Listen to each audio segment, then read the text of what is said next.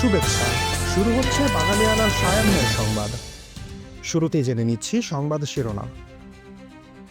দেশ গড়তে প্রয়োজন বিচার, সংস্কার এবং নতুন সংবিধান, নাহিদ ইসলাম। জুলাই আন্দোলনের স্বপ্নটা ছিল নতুন বাংলাদেশ বিনির্মাণের। আজ থেকে বাঙালিয়ানায় সংবাদ সম্প্রচার সূচিত হল। শেখ হাসিনা সহ 23 জনকে হাজিরে পত্রিকায় বিজ্ঞপ্তির নির্দেশ।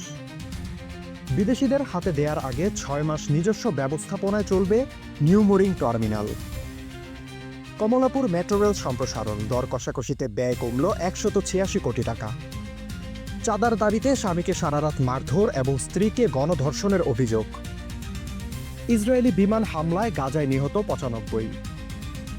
ক্লাব বিশ্বকাপে ফ্লুমিনেন্স ও আল হিলালের চমক, বাদ ইন্টার ও ম্যান সিটি।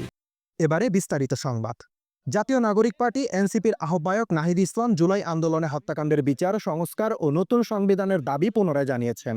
জুলাই গণঅভ্যুত্থানের বর্ষপূর্তি উপলক্ষে আজ মঙ্গলবার থেকে এনসিপির আয়োজনে দেশ গড়তে জুলাই পদযাত্রা কর্মসূচি শুরু হয়েছে। সকাল 10:30টার দিকে রংপুরের পীরগঞ্জের বাবনপুর জাফরপাড়া গ্রামে আবু সাইদের কবর জিয়ারতের মাধ্যমে এই কর্মসূচি শুরু হয়। জুলাই ঘোষণাপত্র ও জুলাই সনদ নিয়ে টালবাহানা শুরু হয়েছে মন্তব্য করে নাহিদ ইসলাম বলেন, স্পষ্টভাবে আমরা হুঁশিয়ারি দিতে চাই, যদি সরকার বা অন্য কেউ মনে করে থাকেন হাজারো লক্ষ মানুষ যারা রাজপথে নেমেছিলেন তারা ঘরে ফিরে গেছেন, তাহলে আপনারা ভুল ভাবছেন। আমরা আবু সাইদের কবর থেকে ঘোষণা করছি, আমরা বাংলার প্রতিটি পথে প্রান্তরে যাব। আমরা বাংলার ছাত্র জনতা তরুণদের আবারও রাজপথে নেমে আসার আহ্বান জানাবো। প্রধান উপদেষ্টা অধ্যাপক মোহাম্মদ ইউনূস আজ মঙ্গলবার জুলাই গণঅভ্যুত্থান পুনরুত্থান কর্মসূচির উদ্বোধন করেছেন। তিনি বলেছেন, যে লক্ষ্য নিয়ে তরুণ ছাত্র জনতা, রিকশাচালক, শ্রমিকেরা শহীদ হয়েছেন, আহত হয়েছেন, সে লক্ষ্যকে সামনে রেখে এই অনুষ্ঠানমালার মাধ্যমে জুলাই আগস্ট মাস জুড়ে আমরা গত বছরের প্রতিটি দিনকে আবারও পুনরুজ্জীবিত করব। এই অনুষ্ঠানমালার মাধ্যমে সে লক্ষ্য বাস্তবায়নে আবারও নতুন করে শপথ নেব এবং এটা আমরা প্রতি বছর করব যাতে স্বৈরাচার আর যেন মাথাচাড়া দিতে না পারে। জুলাই গণঅভ্যুত্থানের বর্ষপূর্তি উপলক্ষে আজ প্রধান উপদেষ্টার কার্যালয়ে আয়োজিত এক অনুষ্ঠানে মাসব্যাপী এই কর্মসূচির উদ্বোধন করেন মোহাম্মদ ইউনূস। সত্য ও সুন্দরের উপর সর্বোচ্চ আস্থা রেখে মতপ্রকাশের পূর্ণ স্বাধীনতায় অবিচল থেকে সংবাদ মাধ্যমের উপর যে কোনো প্রকাশ্য বা অপ্রকাশ্য কালাকানুন প্রত্যাখ্যান করে মূলধারার গণমাধ্যমের বিকল্প হিসেবে নিজেকে জনগণের কাছে প্রতিষ্ঠিত করতে নিখাত সংবাদ প্রকাশে বদ্ধপরিকর বাঙালিয়ানা টিভি আজ সংবাদ সম্প্রচার শুরু করেছে।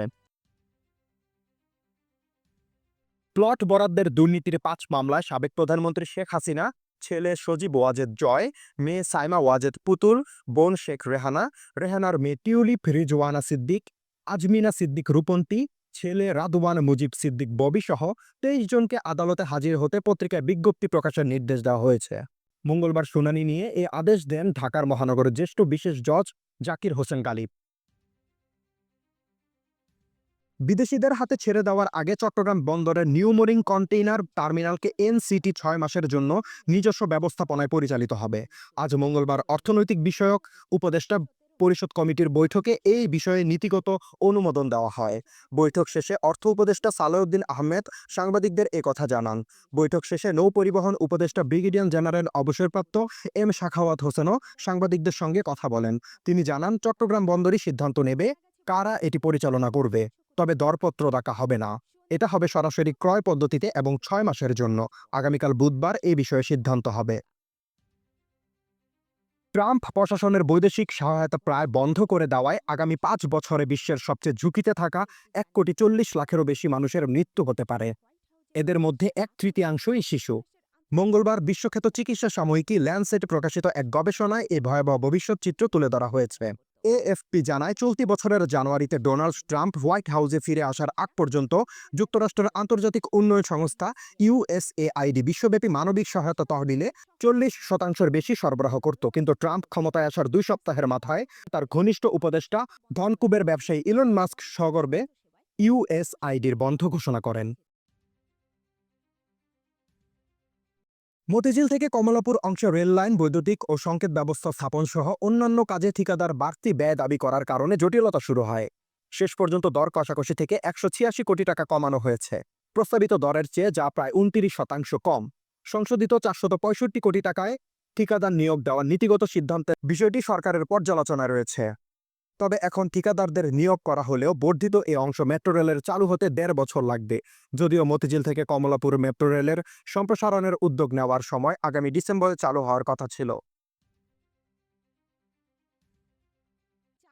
ভোলার তজুমুদ্দিন উপজেলার চাঁদার দাবিতে এক ব্যক্তিকে আটকে রেখে মারধরের পর তার স্ত্রীকে গণধর্ষণের অভিযোগ উঠেছে।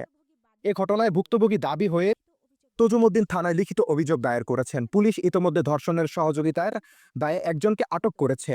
অভিযোগে বলা হয়েছে, স্বামীকে অন্যত্র সরিয়ে তার স্ত্রীকে ধর্ষণ করে তজুমুদ্দিন উপজেলার শ্রমিক দলের ১ নম্বর যুগ্ম সাধারণ সম্পাদক মোহাম্মদ ফরিদ উদ্দিন ও আলাউদ্দিন। ধর্ষণ শেষে স্বামী স্ত্রী দুজনকে ভয়ভীতি দেখিয়ে ঘটনা কাউকে না বলার শর্তে সেখান থেকে বাড়িতে পাঠিয়ে দেওয়া হয়। বাঙালিয়ানার সায়ান্নের সংবাদ শেষ হলো। ধন্যবাদ।